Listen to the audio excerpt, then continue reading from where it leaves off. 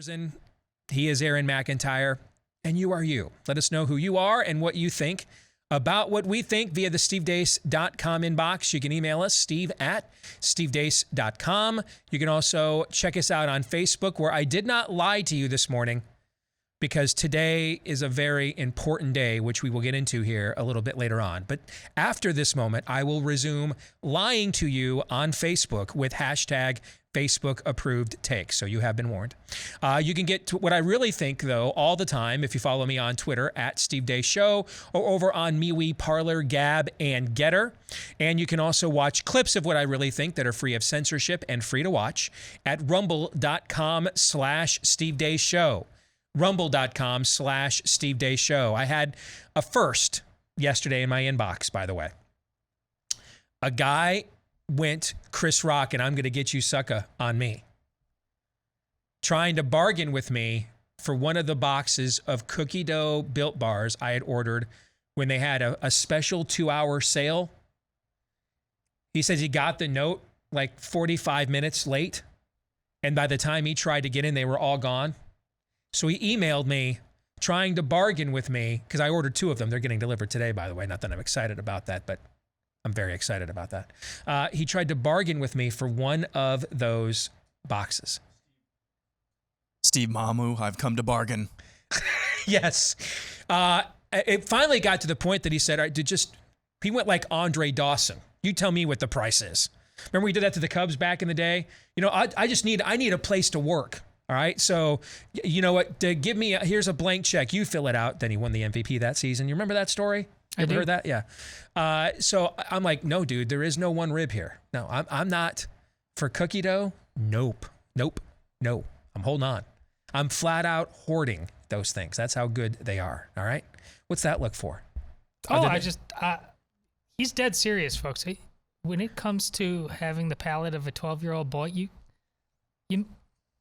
can't play with that. I mean, this is gospel to him. That's gospel. Exactly right. You cannot fade me where this is concerned. So how do you make sure you don't miss out on the next flash sale of cookie dough, Built Bars, or any of their other outstanding flavors? By the way, the everyday flavors they have, like mint brownie, stuff like that, those are all great too. I mean, that's what got me hooked on Built Bar from the very beginning. But you make an order, and therefore now you're on the list for when these specialty flavors come out again, all right? All covered in real chocolate, the absolute best protein bar you have ever had, I promise you. I promise you, no close second. Easy on the tummy, too. All right? Go to Built.com, B-U-I-L-T for Built.com. Get 15% off your order with my last name, Deace, as your promo code at Built.com. Coming up on the show today, you're going to get some double-barreled Theology Thursday action. So next segment, I want to discuss something that Rick Warren was quoted as saying earlier this week. Now, some of you may ask, Steve, I thought we were talking Theology Thursday, so why are we discussing Rick Warren? Oh. But I'm here all week. Try the veal. No? In my mind, when I was getting ready to say that, I thought, this one's going to be good. And then after I said it, I thought, I don't know, wasn't as good as I hoped. No? No, I enjoyed it. Didn't land? I thought it was good. I enjoyed it. Oh, you thought it was good? Okay. Yeah. All right. Thank you for lying to me. But we will get into correcting Rick Warren's theology coming up here at the bottom of the hour. Next hour, I have something I'm going to spring on Todd and Aaron that they are not yet aware of.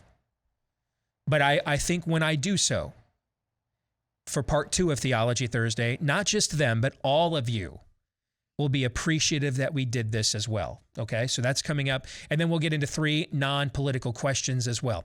But before we get into all of that, of course, here is Aaron's rundown of what happened while we were away.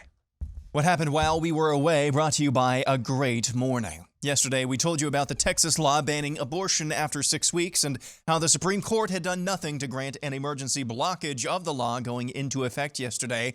Now, the Supreme Court has spoken, and by a 5-4 vote, the court officially declined to block Texas's law. The bottom line is this: as many pundits, even on the left, have noted, Roe v. Wade is on the ropes. All 3 Supreme Court justices appointed by Donald Trump voted to allow the law to continue. Some have noted the novel aspect of this particular case, that it would rely on Texas's citizens in some respects to enforce the law via litigation, as being a factor in why the Supreme Court punted last night. So, as for now, the second largest state in the union will be saving babies' lives as long as this law is continued to move forward in effect.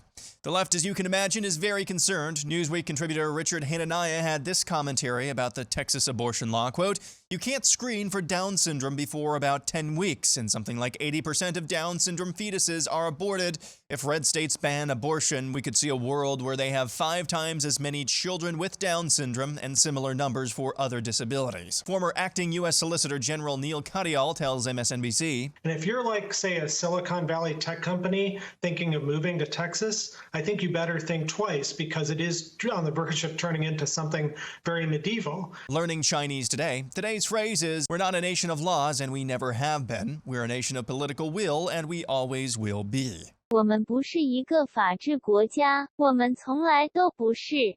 我们是一个有政治意愿的国家。 In other good news, the state of Florida will start issuing $5,000 fines to businesses, schools, and government agencies that require people to show proof of vaccination. Remember that Antifa teacher in Sacramento we told you about yesterday, who gave his students extra credit if they attended an Antifa march and told students they were fascists if his Antifa flag hung on his classroom wall made them feel uncomfortable?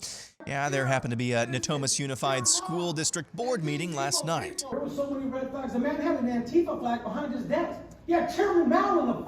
Oh my God. After that meeting, the Natomas School Board announced they're taking steps to fire that teacher.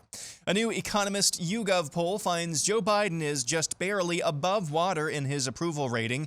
47% approve of the job he's doing, while 46% disapprove. The poll sampled Democrats at plus 14. 20 states are getting set to sue the Biden administration to stop new regulations governing sex and gender so-called discrimination in schools. Podcast host Joe Rogan is this close to blowing the lid off the larger narrative on ivermectin and COVID vaccines after he came down with COVID last weekend. So I got back from the road Saturday night, feeling very weary. I had a headache, and I just felt run down. And just to be cautious, I separated from my family, slept in a different part of the house, and throughout the night I got fevers and sweats, and I knew what was going on. So I got up in the morning, got tested, and turns out I got COVID. So we immediately threw the kitchen sink at it. All kinds of meds, monoclonal antibodies, ivermectin, Z-Pak, prednisone, everything. And I also got an NAD drip and a vitamin drip, and I did that 3 days in a row. And so here we are on Wednesday, and I feel great. I really only had one bad day. Sunday sucked, but Monday was better. Tuesday felt better than Monday, and today I feel good. I actually feel pretty good. Now he's being attacked and mocked for taking quote-unquote horse medicine, which is Big Pharma's latest psyop to destroy the credibility of ivermectin, which won the Nobel Prize a few years ago. And now a reminder of what we're up against. The CDC is officially recommending unvaccinated Americans not travel during the Labor Day weekend. Dr. Anthony Fauci seems to be re-upping his infatuation with masks. Obviously, those people who are not vaccinated should be wearing a mask. But in indoor settings, when you're in an area which is almost the entire country, in which there's a high degree of viral dynamics, you should wear a mask. Dr. Gozi Ezeki, the director of the Illinois Department of Health, had this to say about masks, quote, "The bottom line is that masks are as effective as vaccines are." She now says she was misquoted. Checking in on Australia, where this man was literally arrested for having the sniffles. And finally, we head to the well once more with this headline from the Babylon Bee. CDC still baffled people are paying attention to them. And that's what happened while we were away. Oh, Aaron's montage brought to you by our friends at Patriot Wine, because down in Argentina they have vineyards up at around 9,000 feet, some of the highest altitude Malbec grapes in the world, made by the same family for a couple hundred years now. And you're talking about incredible wines that are imported with notes of blackberry, dark cherry, leather, smoke. All three of us have tried a bottle. Great to be paired with a steak or red meat, this kind of red wine, particularly for grilling season. And did I mention they taste great? And they're from the third highest vineyard in the world. No inflated prices, not loaded with chemicals, sugars, or fillers either. Fantastic wine available to you for 50% off. No promo code necessary. You just need to head over to patriotwine2021.com. Again, that's patriotwine2021.com. Coming up in the overtime today, I mentioned this yesterday. On Tuesday night, I did a Zoom strategy call with a group of out-of-state state legislators. So not Iowa state legislators. These are from another state. I won't tell you what state they were. But we did a strategy call on both COVID data and pushing back on what Alex Berenson called on the show yesterday, vaccine apartheid. Okay. There were a few main points that I hammered home to them for actionable items that they could do. I'm going to put that in the overtime today. I'm going to give you kind of a mini breakdown of the breakdown I gave to them. So if you're a state legislator in this audience, I hear from state legislators all over the country in my inbox. So you're going to get this. If you're a BlazeTV subscriber, you don't have to call me now and try to make my schedule sync up with yours. If you would like any guidance, if you think I can help you, provide you any, little old me, you can get that today at blazetv.com/Deace. We will record this. And even if you're not a legislator, you want to take this to your state legislator, your school board member, etc. blazetv.com/Deace is where we will upload it later today. We'll record it right after today's show, and then it will be available for you today at blazetv.com/Deace. And that's also where you can go to get a discounted subscription to Blaze TV if you're not yet a subscriber and want to make sure you become one in order to get today's overtime. Let's get to Aaron's montage, which I don't know, guys. It's been years, I think. It's been a while since we have had a collection of encouraging news in Aaron's montage on back-to-back days as we have now had. Can you guys remember the last time we had this kind of encouraging news on back-to-back days? Not being exaggerative, it may be never. Maybe not since we started doing your montage. Yeah. Certainly not since COVID. I think that's pretty obvious, right? So that at least takes us back now over a year and a half, okay? So let's tackle as many of these as we can. Let's start at the top with the big news, which caused me to break character here with Joe Isuzu style Facebook approved takes. There is no issue that has more galvanized and energized the American right than Roe v. Wade. Roe v. Wade is responsible for the Reagan Revolution. Roe v. Wade is responsible for creating a new segment of voter, a new constituency known as Christian conservatives. Heck, Roe v. Wade is responsible for Catholics and evangelicals working together in the public square in this culture for maybe the first time ever in the history of Americana. Or at least since we needed Maryland to vote for the Declaration of Independence. Okay? It's been a while. It's not the anti-tax study tables that Grover Norquist still holds that drove Ronald Reagan to the White House. It was the creation of that third leg of the stool. It was the galvanizing of America's churches into a political constituency. Prior to Roe v. Wade, Catholics were pretty staunch Democrats. Even to this day, it's a good day for a Republican if they get a majority of Catholic votes. Prior to Roe v. Wade, evangelicals really weren't an organized political constituency at all. Prior to Roe v. Wade and the organizational effort that it created in the latter 70s, early 80s, Jimmy Carter was winning a majority of white evangelicals as supposedly one of us in 1976 over Gerald Ford. For 50 years now, going on 50 years, There has been no greater stain on the character of this nation, on the collective soul of this nation, and the execution of its own children. Even in 2019, in the last few years, we have seen some astonishing declines in the abortion rate in America. That is good. But in 2019, the last year we have full data, we still executed 888,000 of our children. 888,000. The previous decade and the decade before and the decade before, we were doing over 1 million abortions a year. Since slavery, there has been no darker corner on the collective American soul than these mass child executions. The state that exported this to the rest of the country was the state of Texas via Roe v. Wade. And now I'm sitting here looking at my Twitter account right before we go on the air, seeing a tweet from Hillary Clinton bemoaning that Roe v. Wade has been overturned.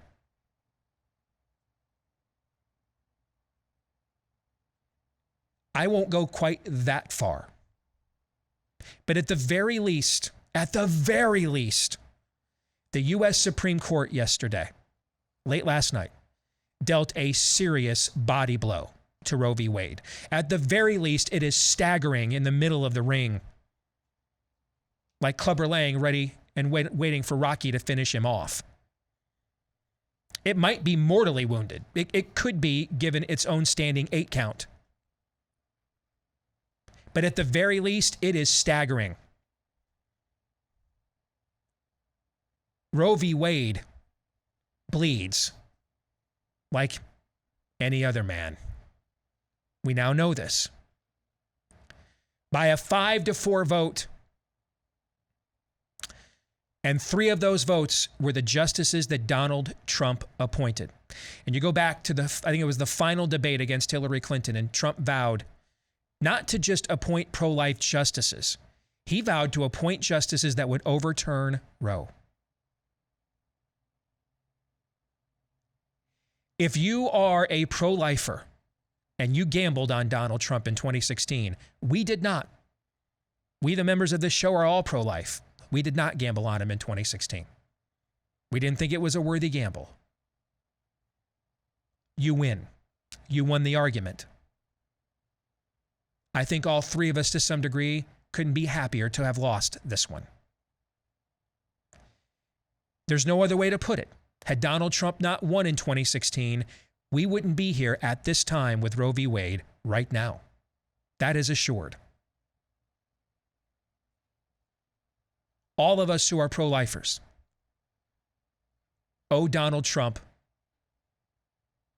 an immense amount of gratitude for the seismic role he has played, and at the very least, putting Roe versus Wade in retreat.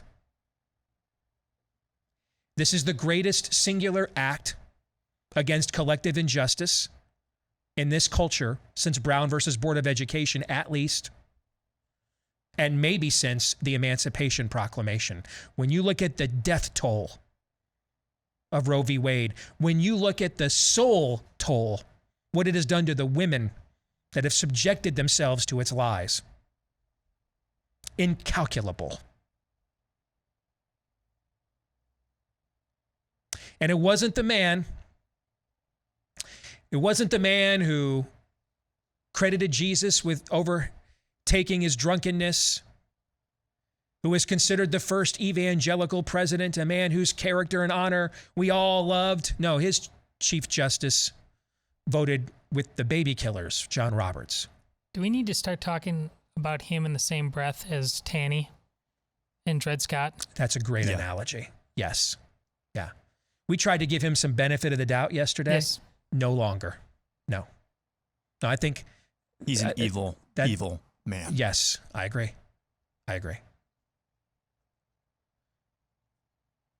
No, it was the crass, profane, orange-tinted, mean tweeter.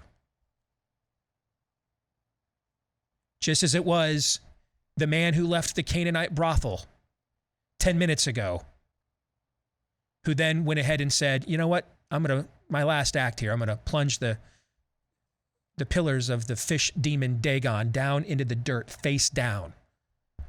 That's my mic drop moment. No, it was Donald Trump who did it.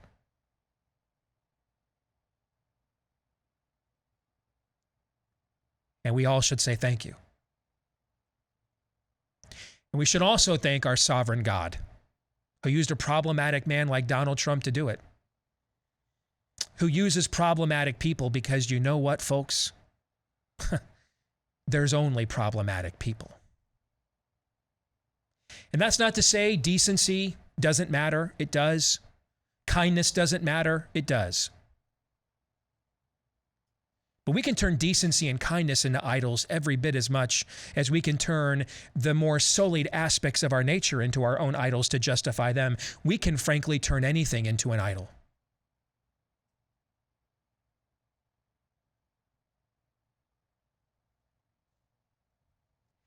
I knew the morning after he won that election, I had to give this up, or I would turn my desire to be vindicated in standing up against most of my audience and opposing him to the very end. I knew if I did not give this up the next morning after he won, I would turn this into the idol. I would frankly be my own version of Jonah Goldberg or David French. I would want vindication. So I would pounce on every weakness, every mistake in order to justify the confrontation of the previous election. I knew I had to lay it down. So the next morning I came in here after that election, and what was the first thing I did that day? I laid it down. Arguably the greatest decision you've ever made in your career. I think had I not made that decision, it might have ruined me, not even just professionally, personally. Look at, you asked me the other day about bringing Allie Stuckey on. She's been going back and forth with David French. Mm-hmm. And I said, I don't want to do that. You know why I don't want to do that?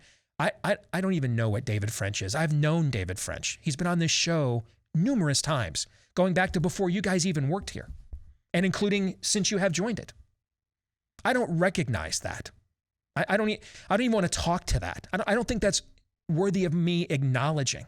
You know why? Because idolatry makes fools, cowards of us all. I promise you, the David French we grew up reading as conservatives in National Review in 2003 was never writing Drag Queen Storytime Hour was a blessing of liberty. That was never happening. But he decided to polish his idol instead of follow the truth. That's the only choice I made here.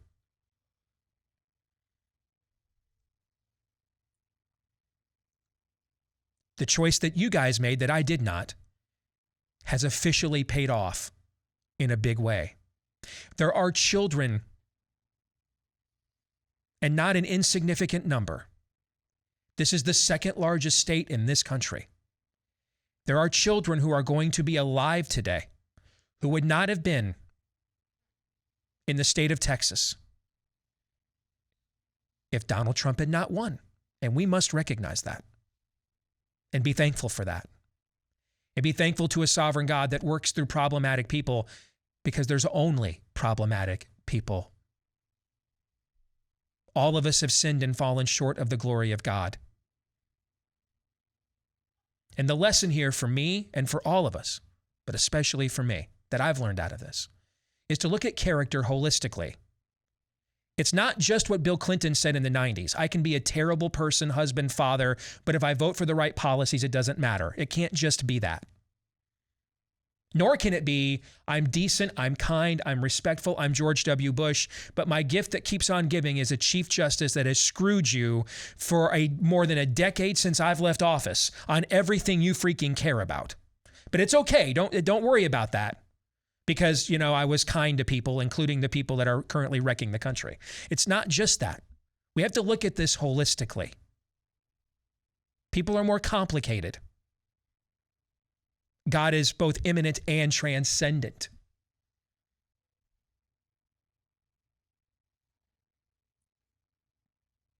Thank you for being right.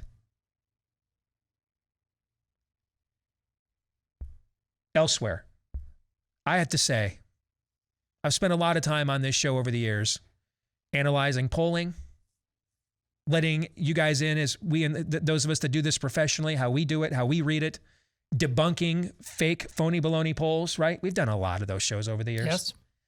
I have to say, man,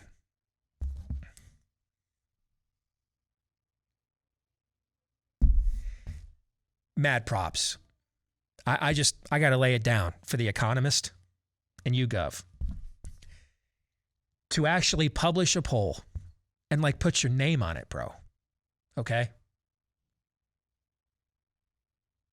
Like if you poll for Putin and said, hey, you know, I've got our samples plus 14 former KGB agents, he will execute you for that. Okay? All right.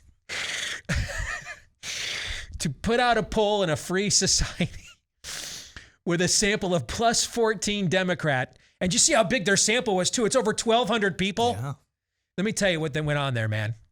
How many more Democrats do we have to keep accepting into our sample to get to the number we want? Yeah, they were adding them at like 2 a.m. in the morning. Yes, 1,272.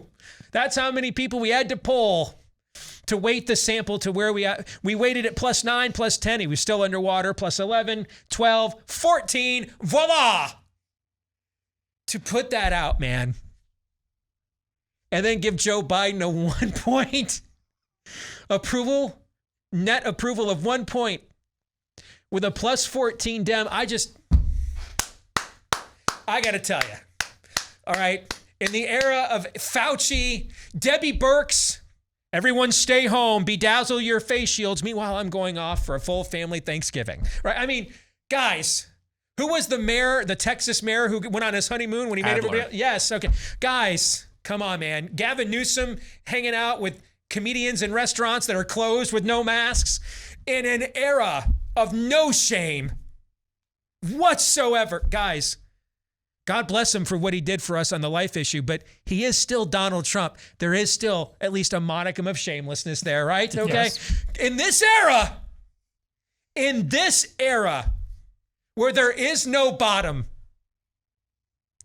to roll out with a poll that is plus 14 of the guy's party and then say, and it's a 1 point net of favorable. I feel like my work here might be done. Like this, it's football season. Maybe I've run my race. Have I finished my race? I kind of think we just might be done here. I mean, where do we go after? I can't even get mad. I can't get offended. On some level, I gotta pour one out, man. I mean, that is, even nefarious is blushing. Even nefarious is like, plus 14, y'all put that out? I mean,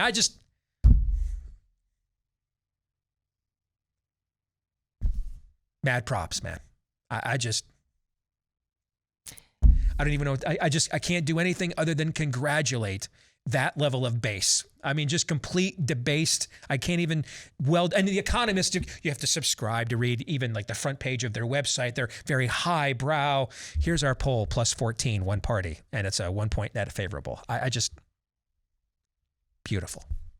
When the lie is that over the top and that easily found out. Yes. At that point, it isn't Occam's razor. The lie is the point then. Yeah. Yes. Yeah. The lie is. Yes. At least lie better. Give us a plus 4. But you don't plus need to 7 if the lie Democrat is sample. the point. But plus why- 14 is literally like just rubbing a dog's nose in its own crap. That's Todd, what it is. Todd, why wouldn't you just fabricate the entire thing then? Yeah. Yes. You got Why a wouldn't plus you just 14 make sample. it That's, up? I know. It's just, it's the greatest poll in American history. That's what it is. More in a moment.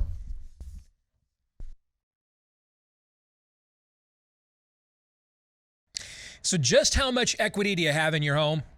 You know, you could find out the hard way when you go to access it and it's gone. Cybercrime experts are alerting homeowners that the more equity you have, the greater the chance foreign domestic criminals are going to come after it with what is called home title theft. This is what Home Title Lock looks to stop. They're America's leader in home title protection, and you could be a victim right now and you don't even know it. Here's how it goes down. First, cyber thieves search hundreds of public databases for high equity homes. Then they pull your home's online title, forge your signature stating you sold your home to them, and then they take out loans using your equity, and you're not covered by your homeowner's insurance or your mortgage lender. So you want to protect your most valuable asset, your home, right now. Register your address over at HometitleLock.com to see if you're already a victim, and then you can receive a complete title history of your home to make sure you're free and in the clear. That's normally $100. They're offering it to you today for free. That's available today for you for free when you go to HometitleLock.com. That's HometitleLock.com. Not that I want to rub it in that dude that was negotiating with me for a box of my cookie dough Built Bars, but I just had a cookie dough Built Bar. Was it good? And I want him to know it was glorious. Yes. Real and spectacular? It was, yes. Yeah. Very real, very spectacular. All right. Let's deliver as promised. How about some double-fisted Theology Thursday action? All right. So I saw this over at the Christian Post yesterday. Rick Warren saying, if you love your neighbor, you will wear a mask. Now, for those of you that don't recall or might be a little younger, Rick Warren wrote the best-selling, I guess we'll call it, Christian book since Hal Lindsey's late great Planet Earth in the 70s, The Purpose-Driven Life. And there was a period of time in the early 2000s that a lot of people thought he was going to be the next Billy Graham. And then instead, he just kind of became a Hawaiian-shirted Joel Osteen, and that's why you just don't hear his name as much very often. I want to go after and correct what he said,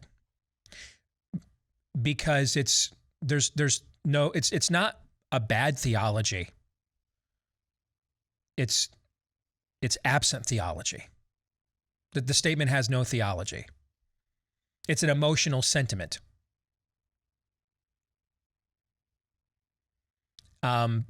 It's meaningless. First of all, the highest call for a believer is not to love our neighbor as we love ourselves. It is a high call for a believer to love our neighbor as we love ourselves, correct? Yes. It is a high call, right? Yes. Yeah. In fact, it's one of the highest calls. Yes. Yes. But is it the highest call? No. No. If we make loving our neighbor the highest call, then who have we just made God? Not the highest. Not the highest. We've elevated a human being to that pedestal. Yes. And we've decided that I must now make accommodations. See, we just talked last segment how we can turn anything into an idol. Anything. We can now take what Christ said was the second most important commandment, the summation of all the law. Love your neighbor as you love yourself. We can turn that into an idol.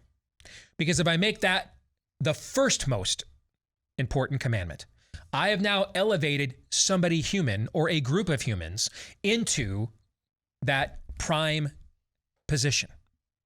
And that's now where I will decide that accommodating you and affirming you is my highest requirement, even if what you're doing or saying or encouraging or inspiring is right out of the bowels of hell and demonic, or just even mildly contradicts the word of God. So look how quickly you lost the total definition of love. Yes, I did. Yeah. Here's an important distinction. God is love, but love is not God. That is a very important distinction. God is love, but love is not God. God, because love is endemic to his character. He defines what love is. We do not. And just because we love something doesn't mean it's good or good for us.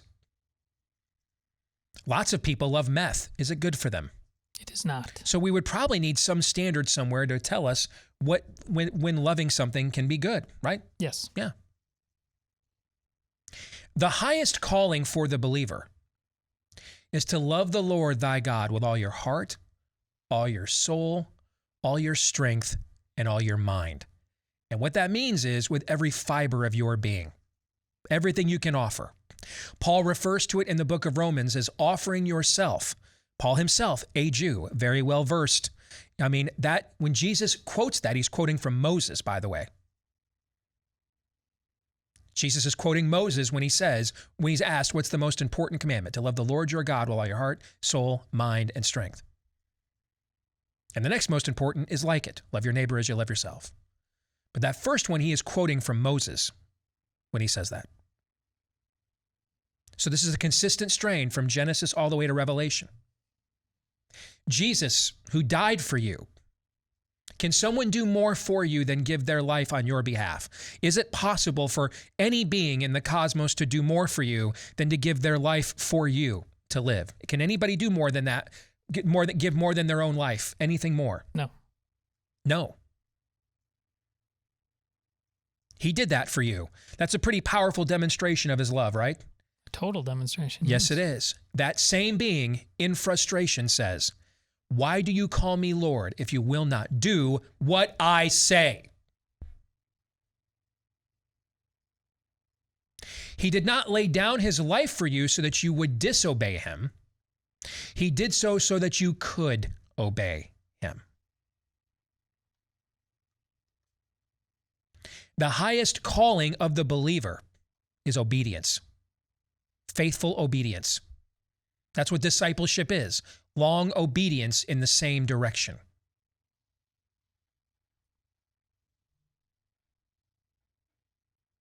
So therefore, first we please God before we worry about pleasing men. And in God's commandments, he says first and foremost, don't worship false gods. He then later says in his commandments, do not bear false witness. The masks don't work. They don't work. Several of you want me to comment on a study from Bangladesh. Let me put it as politely as I can because it's Theology Thursday. If it's another segment, I might put it another way, okay? But are you bleeping kidding me? You want me to analyze a study from Bangladesh when I've got the real-time data of a year plus of masks and mask mandates and mask usage in my own country?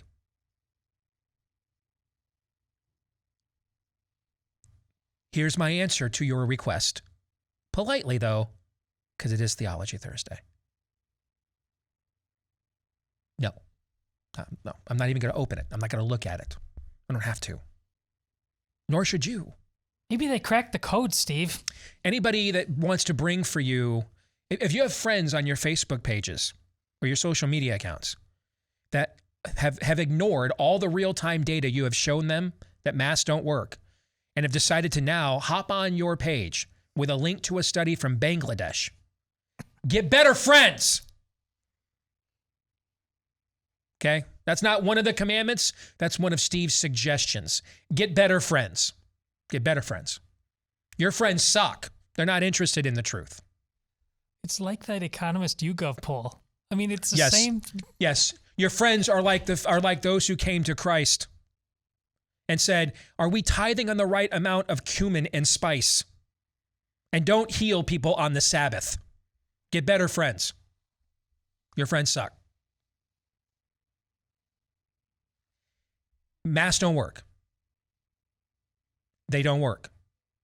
Let me repeat. They do not work. And there is no real-time data anywhere in the world that shows that they do. They do not work. Therefore, to offer to do something for somebody that doesn't work. Why don't I offer my neighbors when their cars are broken down to fix their cars? Hey, let me do that for you.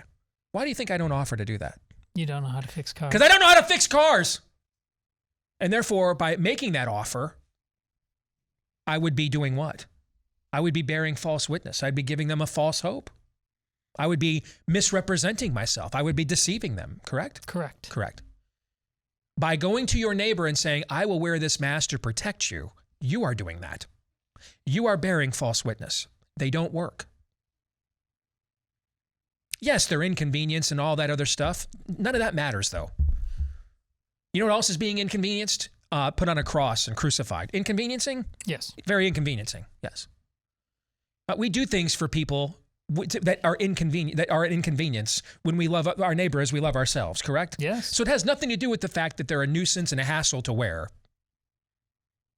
It has everything to do with the fact they don't work. Therefore, there's no point to the nuisance and the hassle, except for one, which brings us to the next commandment you're breaking. They have become a talisman of a pseudo spirit of the age religion.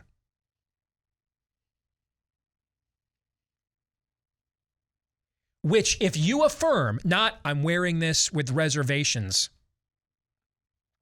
because otherwise I can't get on an airplane to go to a funeral or a business meeting. No, I'm affirming the mission. This is like what Paul says in Romans as well about eating meat sacrificed to idols. If you're hanging around with your pagan friends and like, dude, that's a good smelling steak, I'm going to have a piece.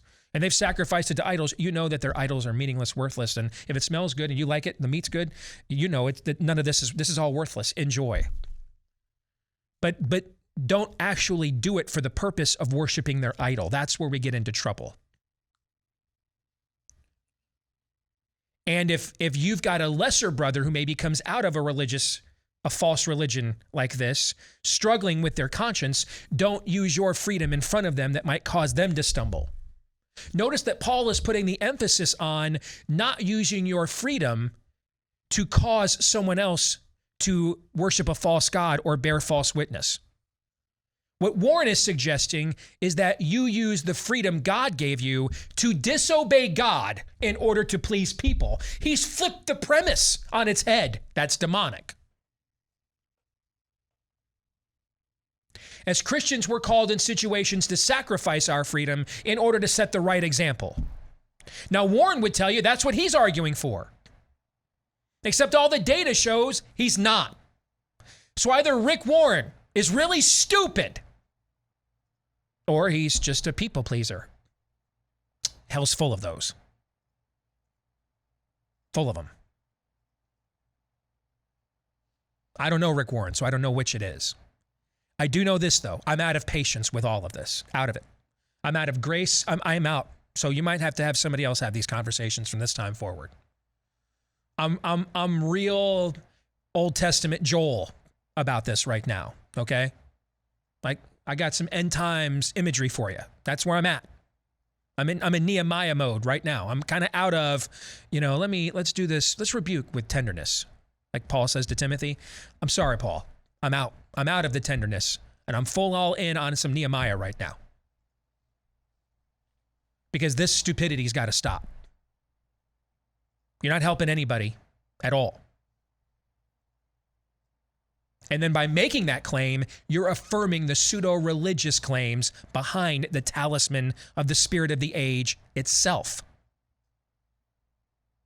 You're not loving your neighbor as yourself by doing those things.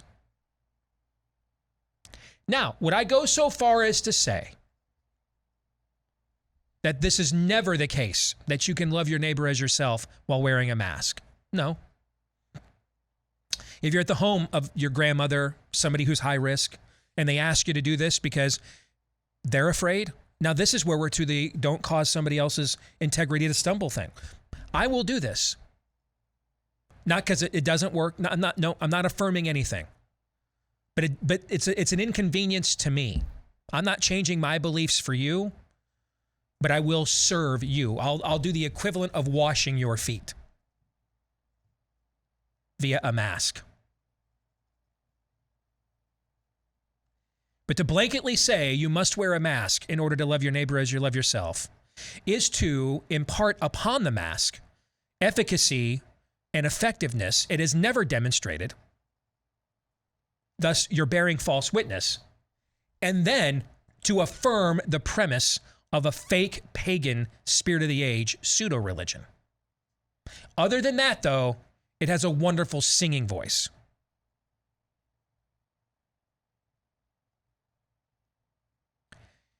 Pontius Pilate takes Jesus into a back room trying to figure out what's this guy's angle, what's his game, what's going on here.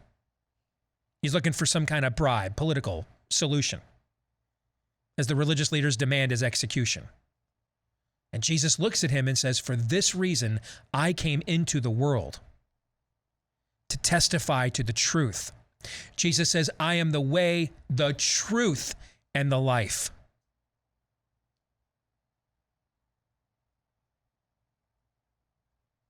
Does that at least indicate to some degree, if God came into the world to testify to the truth, that the truth may have a very high esteemed value to God? Fair? Yeah. I think, can we deduce that even in our finite human minds? Yes. The truth is masks don't work. And the truth is they have become a talisman for a fake pagan pseudo-religion. That's the truth. Start there. Now, in acknowledgement of that, if there are situations that you just cannot navigate society without, fine, I'll put on your bleeping mask. Or if you've got a loved one who's particularly freaked out and makes this request of you in order to see your grandchildren or your nephews or nieces. Or it's an ex-wife or husband and they do this for you to see your children. You know what I would probably do then? Put on the damn mask. Why? Because what's more important than the mask? My kids, right? See, we constantly need to calculate here the hierarchy of values. To blanketly give this bestowment upon masks elevates a lie and elevates pleasing people above obeying God. And it keeps choosing fear over hope, which again is antithetical to the gospel of Jesus Christ. Perfect love casts out all fear. Yes. What's one of the most oft said phrases in the entire scriptures? Fear not. Do not fear. Yes. All right, more Theology Thursday when we come back.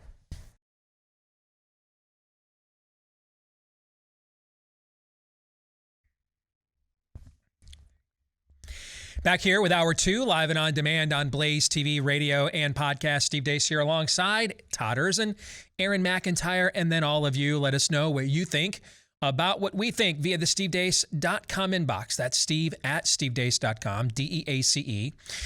You can like us on Facebook, where I will probably lie to you with hashtag Facebook approved takes, giving you the narrative that they prefer.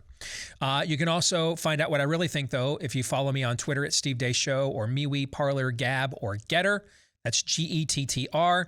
For those of you kind of new to the alternative social media platform game, Parler and Getter are kind of takeoffs on Twitter. Gab and MeWe are kind of takeoffs on Facebook, if that kind of narrows it down, if there's one approach that you favor over the other. Also, you can get clips of the show over at rumble.com/Steve Deace Show.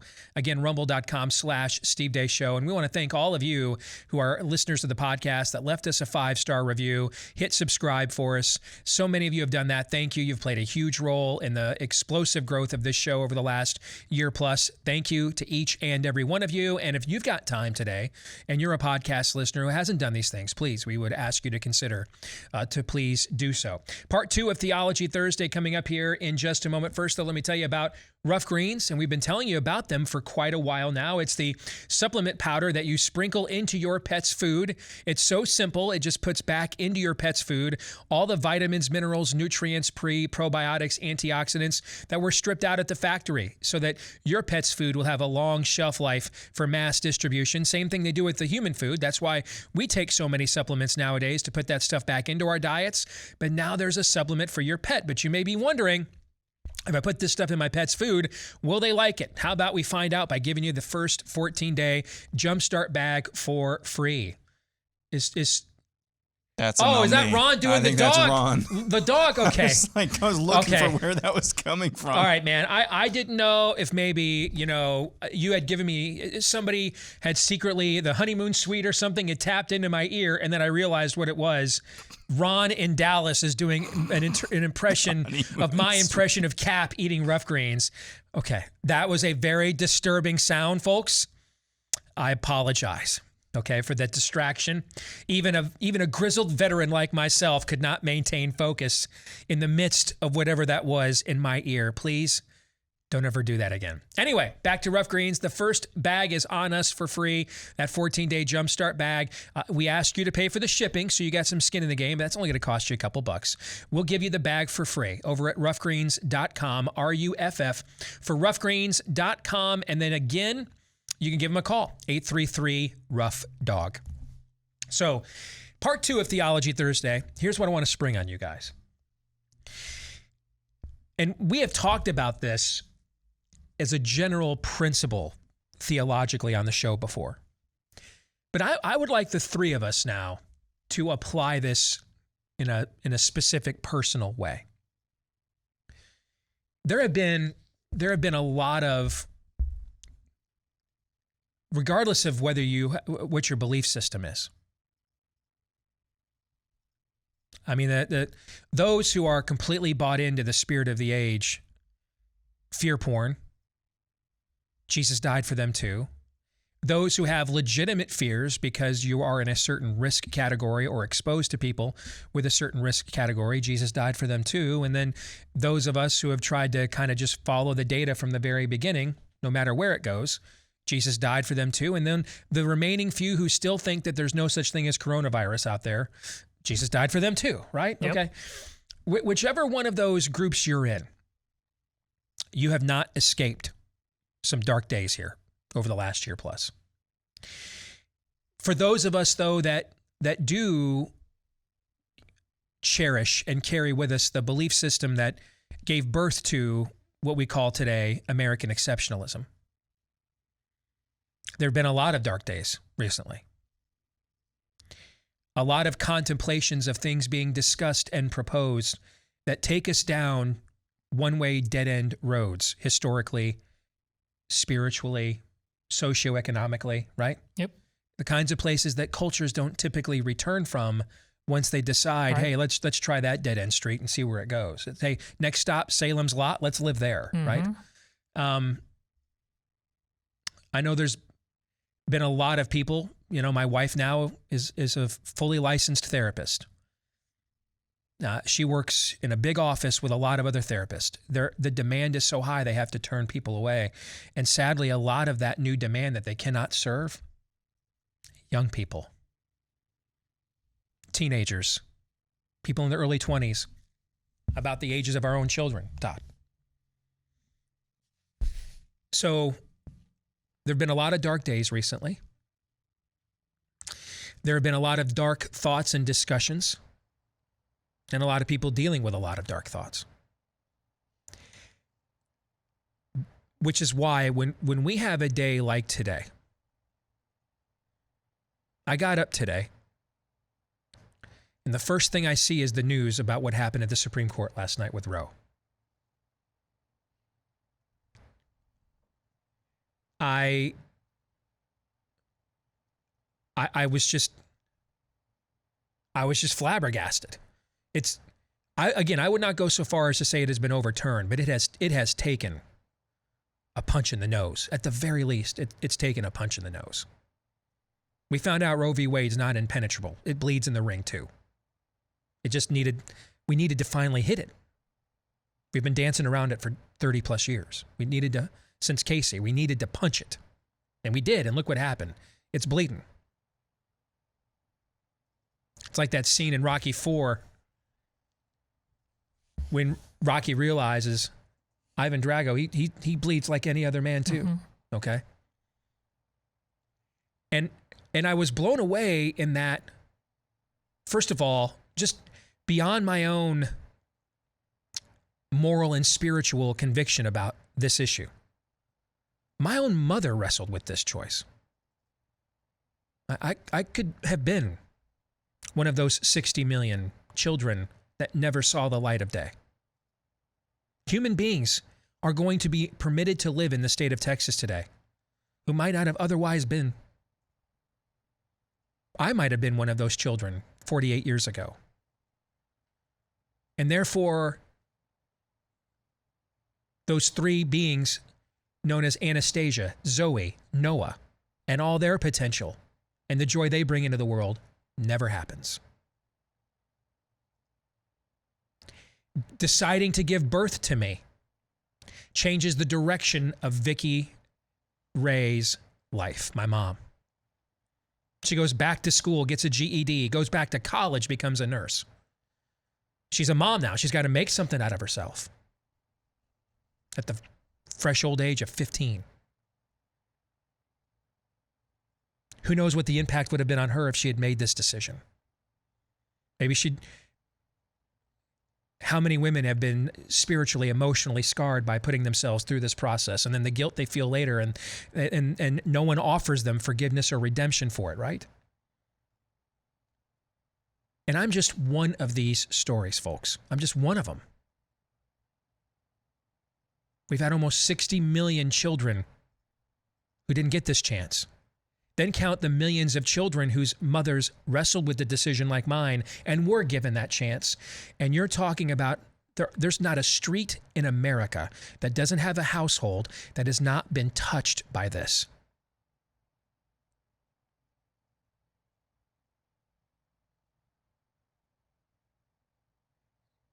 And I guess when I thought we'd finally strike a blow against it,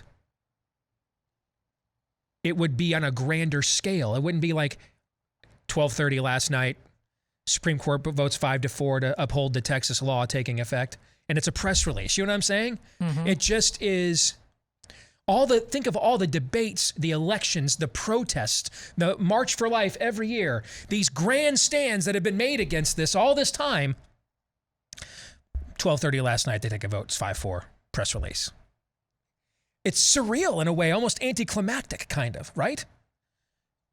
Again, we're not all the way there, but I wasn't sure I'd even get to do this show during my career.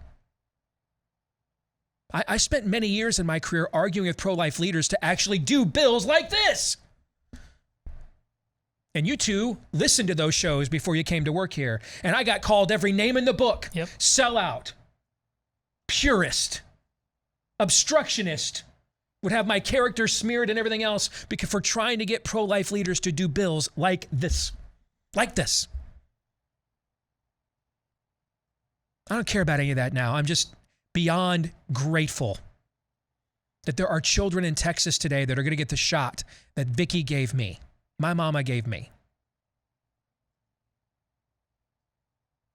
And for those moms, those women that will not go through the burden of the guilt and the doubts that committing an act like abortion does to us on a molecular soul level.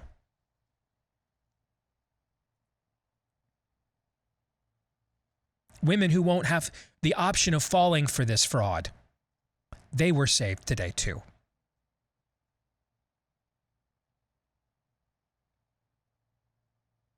And in the midst of all these dark days, dark thoughts, dark discussions, the tide officially turns in what has been the longest moral debate and struggle in modern American history. After seeing that news, I get up, I have to go outside for something, and I'm just like, wow. It's not even fall yet, like a beautiful fall morning. I checked the weather app. It's going to have weather like this all along. We just got new windows at the house, thanks to the success of this book, because of people like you. Upgrades and stuff to my home have had to do for the last 10 years and didn't have the money to do. I'm able to do this stuff now. Open those, they just got done yesterday. Opened up all these new windows in the home this morning. Let that fall air in, that fresh air in. And I'm like, here's an enormous thing that millions of us have written columns, done messages, sermons, knocked on doors, protested, marched, prayed for a moment like this to arrive as it did last night, wondering if we'd ever live to see it. And then suddenly, pardon the expression, like a thief in the night, it happened. And then it's the little things like, wow, I can actually see out my windows, open them. Beautiful fall, let the fresh air in. And you know what it was, folks? Another reminder.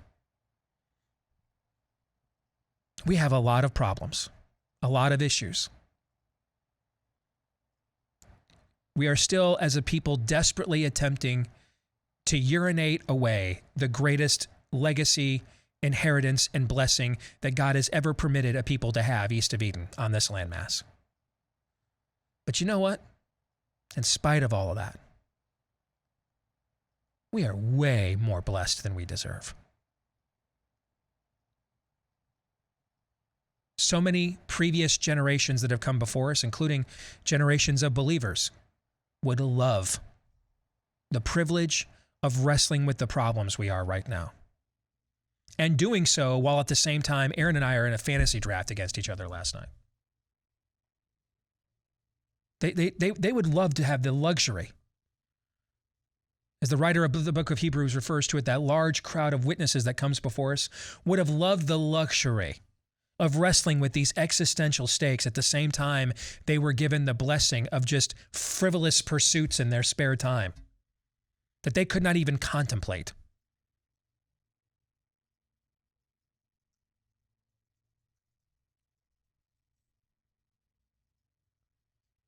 And I think this is another reminder for all of us.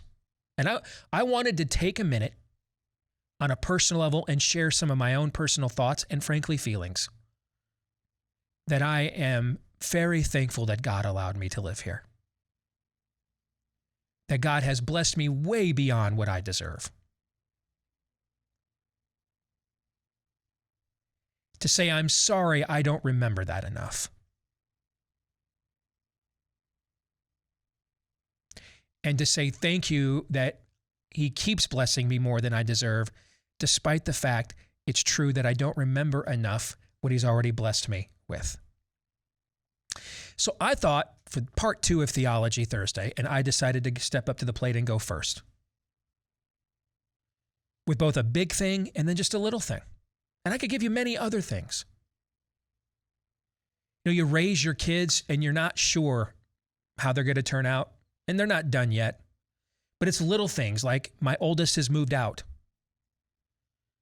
But she grew so close to her 2 siblings, once a week, she still comes and picks them up and they spend an evening with her hanging out with their big sis. You can't take that stuff for granted. You can't. Seeing that as a dad just gives me all the warm fuzzies, man. I grew up in a home that was very divided and very dysfunctional.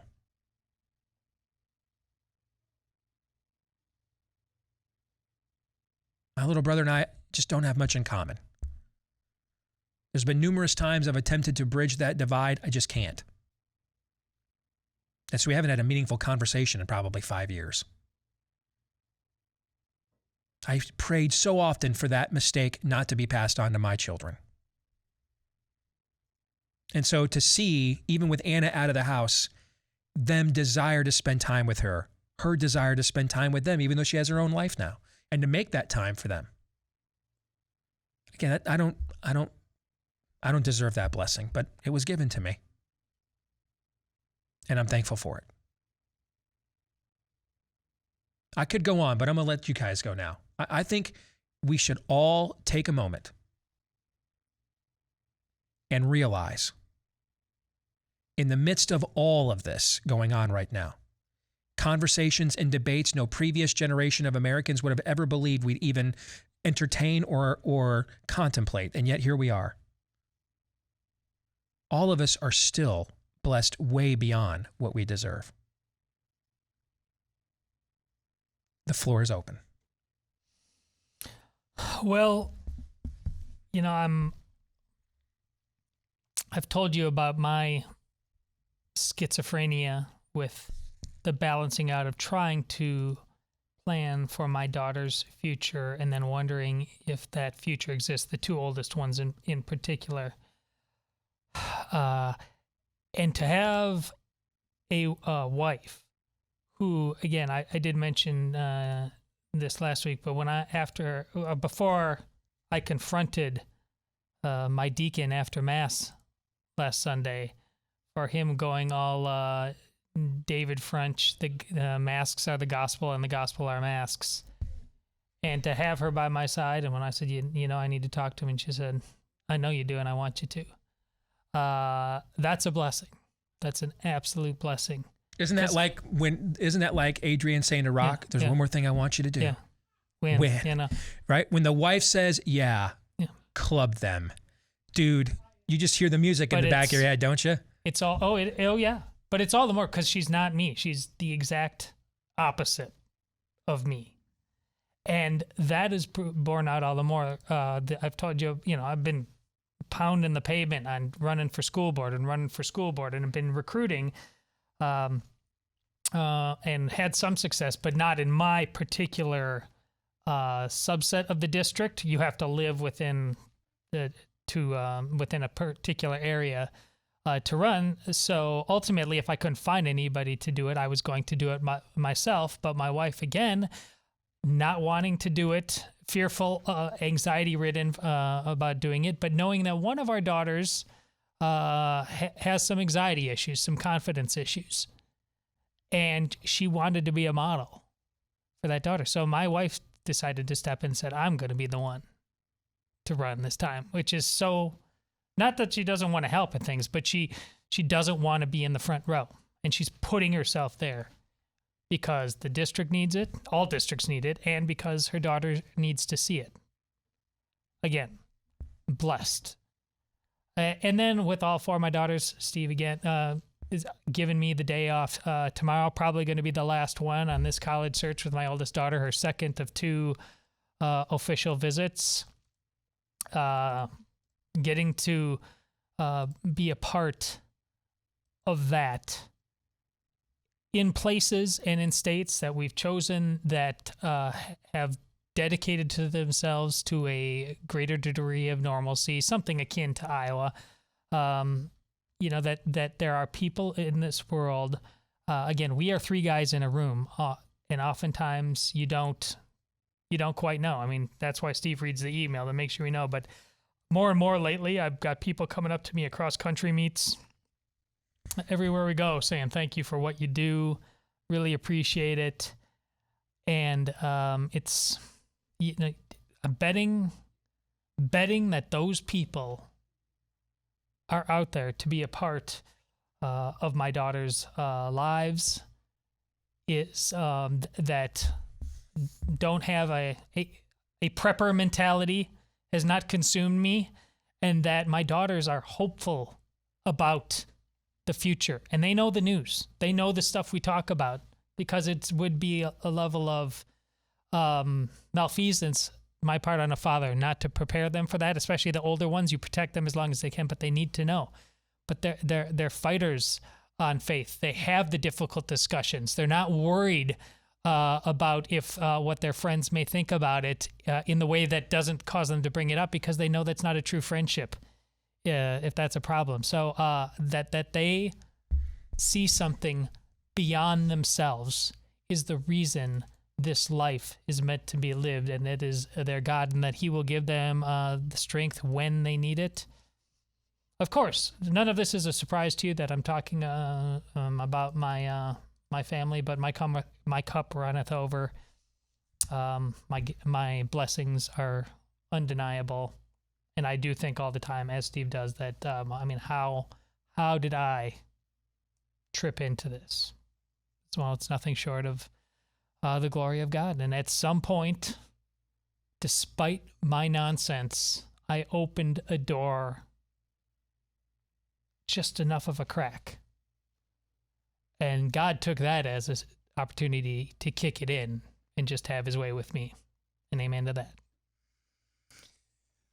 I was up, it was, I can't remember, 12:30, 1 o'clock this morning, for reasons you can probably imagine, just sitting there and in the silence. We usually, Bella and I, don't talk too much during those moments, don't want to wake up the little guy, don't want to stimulate him too much.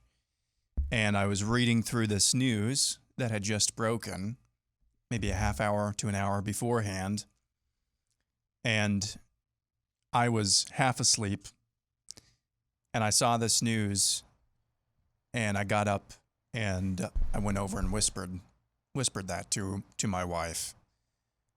And I was like you. I had the exact same reaction as you, Steve. I thought there would be some sort of big fanfare. Obergefell. There was weeks leading up to that decision.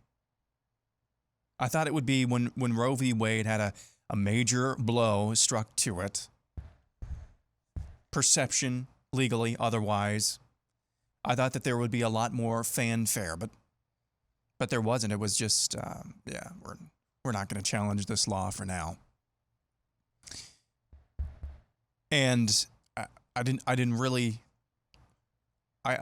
know what to think other than praise the Lord. That's the only thing that I could think of right there, because we are in the poop every single day, and then all of this sudden, this thing that all of us to varying degrees who call ourselves conservatively, rightfully so, if this is our non-negotiable, this thing that we have been fighting for, that we get into all of this time, the thought struck me, I would take five COVID scamdemics if this was the trade-off, wouldn't you? If we had to endure that 5 times over, if this was the trade-off, really, and I know that's not how the real world works, but if that's what we had to get through to be able to get this trade-off magically, it's a reminder. It's a reminder that God still works. He is still working even when we think he's not, even when we think we cannot see him. He is still working. We cannot forget that. That's on a corporate level too, within a culture. One way or the other, he's still working. That's not to mention within our own personal lives. Steve, you mentioned the fantasy draft that we competed against each other. Ben was pretty fussy last night. So I was doing the fantasy draft in one hand, and I had my newborn 2.5-week-old in the other hand. Talk to him about the picks that I was making in between screams and cries every now and then. Just sitting outside trying to calm him down. It was a cool night. He wasn't too hot. I was there making those types of moments are fleeting in life. It's like what I was talking about yesterday. On so many levels, whether it's personally, corporately, the cliche is, night is always darkest before the dawn. There are so many areas where we are this close from flipping the script in wrestling to reversal. When you get up, get up and you're able to turn the tables basically on your opponent after they had you on the ropes. We're so close on so many things from being able to turn the tables on the spirit of the age. But again, we cannot confuse divine judgment, if that's what we're under, for an excuse to sit back and do nothing. And we can't confuse revival with complacency in our own lives. Revival starts from within to without. And it's not for the purpose of saving America, the hunk of land between these two oceans. It's for the sake of saving souls. And we have to remember that. And when we see evidence that maybe, just maybe that's happening, we should not hesitate to rejoice. Because Todd is absolutely right. We have been reminded ad nauseum over the past year and a half. You're not allowed to hope. We can rebut that. We can rebuke that. We can say Christians are not allowed to not have hope, and that is absolutely true. But when we start looking into the abyss and the abyss starts staring back, you would be lying if you said you feel hopeless sometimes. Don't ever let that happen, at least not for too long. These types of days are the days where you let the hope flow. Just let it go. Allow yourselves to hope. Things can and will get better personally, within your families, within your communities, within your church. things can get better with reliance upon the source of all that is good in this world, and that is the Lord. I think these types of days we have to remind ourselves it's okay to hope. It's okay to have an abundance of hope. I like let the hope flow. I like that. And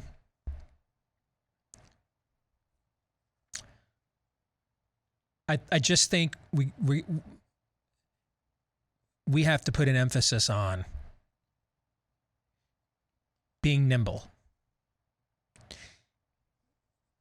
The culture is not so far gone that we are not permitted the true blessings of liberty, not the fake David French types, but the real ones, the real blessings of liberty. We're still permitted a lot of those to some varying degree. And I think it would be a waste for us to be so fixated on the larger meta-narrative that we don't fully enjoy and maximize the very liberty that we're attempting to fight for and preserve at the same time on a higher plane. Make sense? Yes. So I just hope that a little bit of a detour here of encouragement. I hope it encouraged you as encouraged as we are. And you're about to be discouraged because we'll find out whatever lame questions Aaron has now come up with for 3 non-political questions next.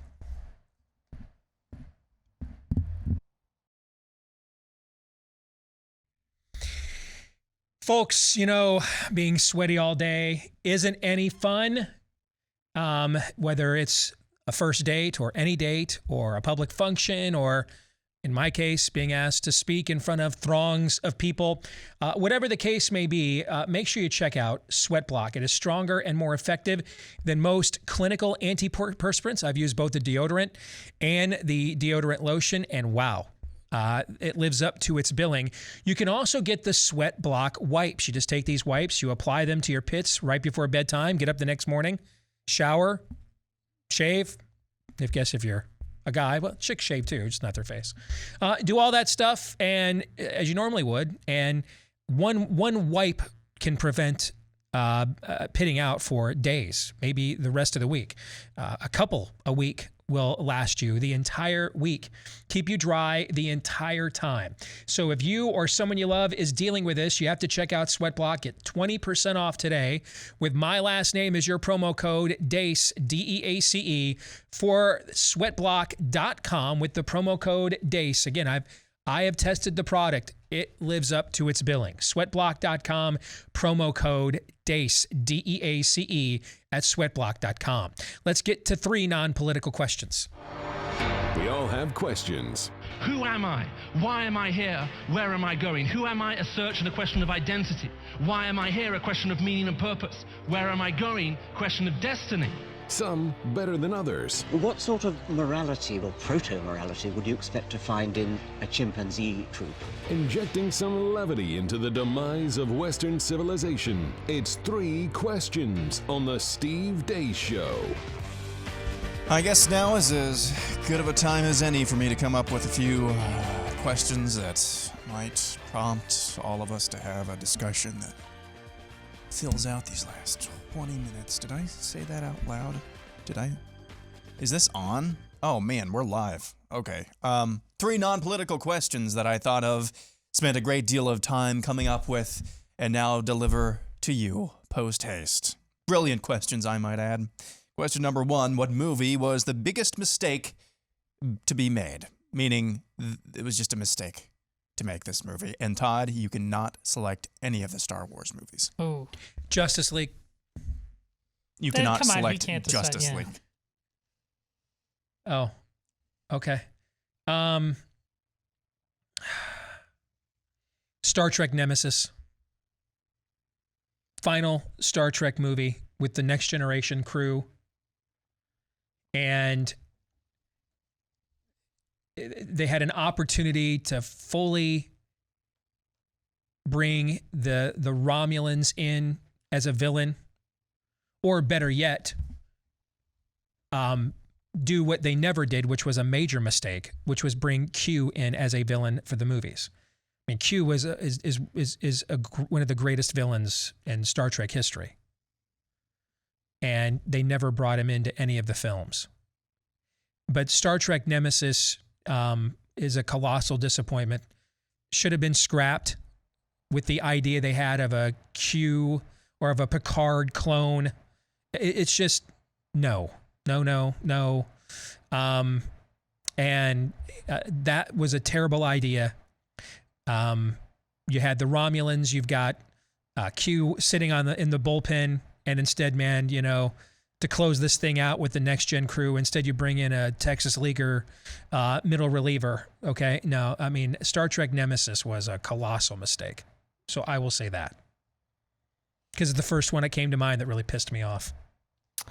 If I'm cheating, I apologize, Aaron. I did not mean to, but the turning the Hobbit into a trilogy. That is a good one too. That's a good answer. That's a good one. Yes. It was just too, and I'm like, yeah, more Middle Earth. I mean, and now we got this other. It's like there's a new series coming out, HBO or something. It's Amazon. Yeah. Amazon.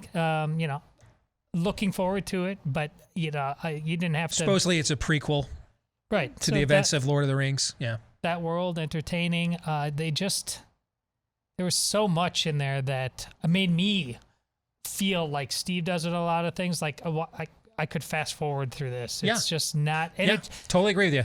And even like the dragon and everything that I'm a little speechless about it, because this is supposed to be crushing it, but it's not. And I think they just.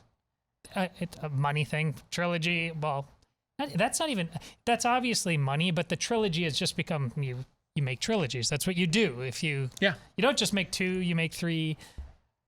I don't know. They just missed. It wasn't like terrible, but it's not even close. Can I give you one more? Close. Since you've the Tom Cruise Mummy movie.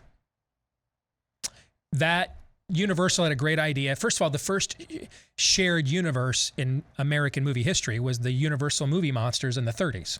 In the early era of the talkies, the Bela Lugosi Dracula, Boris Karloff Frankenstein, Lon Chaney Jr. as the Wolfman.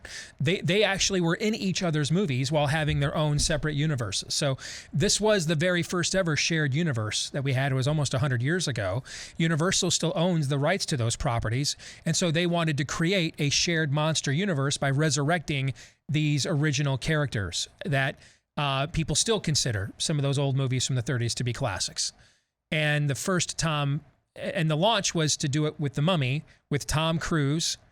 And they had, who am I thinking of? The Aussie actor who's Gladiator. Name escapes me. Russell Crowe, thank you. He's basically the Nick Fury of this thing, okay? And it's just, the movie's awful and doesn't work on any level. It went so poorly that they ended up scrapping the entire plans for a shared universe. So that would be another one I would put there from recent times. Speaking of Marvel, not Marvel, I'm sorry, Universal. I think this is Universal property. Any Transformers movie after the first one. Yeah. I mean, I thought it was promising after the first one. The last one's really bad. Is that the one with Anthony Hopkins? It's bad, man. It's really bad.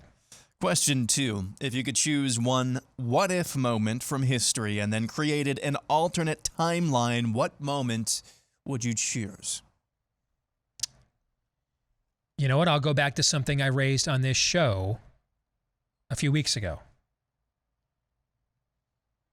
And can I just choose an what-if moment that created an alternate timeline? I'm sorry. Germany wins World War I. What if Germany and Austria-Hungary win the family spat amongst the Habsburg dynasties of Europe? What if Germany and Austria-Hungary win World War I? And it's not a loss for us. We just don't ever get into it. We stay out of it completely. What if, remember, Japan was on the side of the angels in that war. That war also helped spur on the collapse of the Romanov dynasty in Russia and the rise of the Soviets, the Bolshevik Revolution, which took place right in the midst of that war, 1917. So what if Germany and Austria-Hungary win World War I? No Third Reich. Hitler remains a failed college dropout painter. I mean, what benefit came out of winning that war? I can't think of any benefit that came out of winning that war on any level. Anything. Just set the stage for far worse events cataclysmically across the board to come. So what if Germany and Austria-Hungary win World War I and we stay out of it? What happens? Well, I'll go there. What if Martin Luther didn't wet himself when nearly getting struck by lightning and then totally changing the course of his life? Because that was kind of a big moment. That might be the biggest weather event in all of human history. Martin Luther almost getting struck by lightning. What if Todd had never said... I'm just kidding. I was thinking about Archduke. What if we'd never had a Catholic on the show? I'm sorry. Go ahead. Go ahead, Aaron. Yeah. No, I'm not. That wasn't even a criticism. He testifies. I know. He was scared into that. I know. Yeah. So would it even have happened? Yeah. I mean, that's a pretty compelling come to Jesus story. I honestly just think there would have been others because there were others before him raising many of the same questions. But that can go both ways. There were others before him, and it didn't totally alter things. So, because it got murdered before that. Which is why I chose which is why I didn't say, what if the Reformation didn't happen? Yeah, I mean, I hear you. Why did he? What about him? What if that lightning that day? Yeah. What if it never happened? Yeah. Because it really, if you don't want the Reformation to happen, you really got to go back to what if Johannes Gutenberg had decided not to create a printing press? Well, I mean, he's as responsible for it as Martin Luther is, frankly. But okay, I hear you, Aaron. There was at one point, I think it was in 1983, there was a malfunction within Soviet censors that told them, and I think I'm getting this story right, that told them that the West was launching missiles at them, and they were about to retaliate, and I think it was one general or one colonel said, no, let's just hold on real quick. What if he would have said, okay, mutually assured destruction, here we go. That would have been an interesting timeline. Mm-hmm. I've outsaid Archduke Ferdinand. I think that just would have kicked the can down the road. Might have even made things worse. The pressure had to be relieved at some point.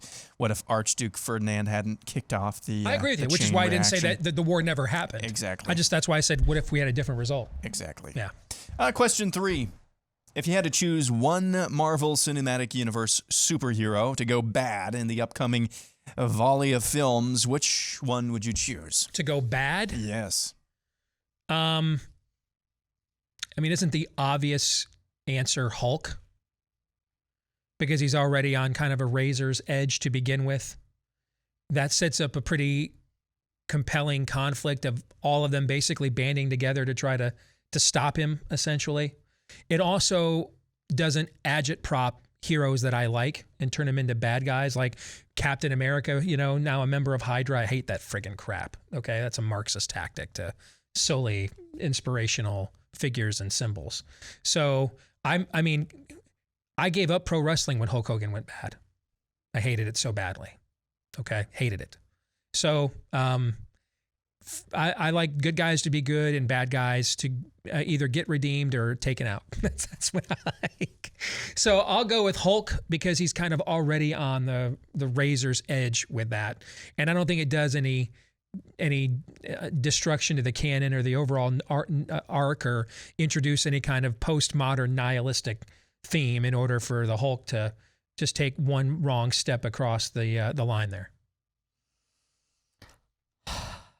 Well, the Hulk is, I really, upon second viewing, I didn't know quite where I was with Thor after the first viewing of Endgame, but I've come to really embrace. I think they made him too silly too often, But what they did with his entire story arc, I think, is brilliant. But Hulk there at the, I mean, I understand why Hulk had to. I mean, he's the one who ultimately, because he's the Hulk, could be the one to do the snap, and he couldn't because of the gamma. But he couldn't do the snap if he was a rage monster. But I think they could have. They kind of made him also in the beginning the goobery. I just, that lacked a little weight. Like that was perhaps the biggest flaw ultimately at the end to me. So I would like. I don't want to just see that. You know, where he was mocking. Hurry up, because I got to do another. He was mocking himself. So I'd like that to change. But I think how about Doctor Strange? Oh, no, that's clever. Doesn't he look kind of evil in the trailer? Well, plus it's a reverse Tony Stark. Yeah, in a bit. Yeah. Having him, that I could see, because especially with the occult world that he opens up and having that turn. I like that idea. That's a good idea. Aaron? I think Hawkeye. Having him go bad? Yeah. But that already happened. He kind of already happened, yeah. Yeah. But did he go bad, or did he break bad? You know what I'm saying? He broke bad, I guess. Yeah, okay. Why that question really quick? I just superhero question that might open up conversation. You thought like we had to have an just, obligatory superhero question? That's the one you came up with? Yeah. Okay, all right. In the chaos of 2021, every law-abiding citizen needs to know how to defend your family before, during, and after a self-defense incident. That's why you want to take Patriot Academy's Constitutional Defense course. It is hosted by Front Sight Firearms Training Institute out there in Nevada, just outside of Vegas, where they offer you a unique combination of both intellectual and physical training you won't find anywhere else. During the day, they'll teach you physically how to operate safely and effectively a weapon.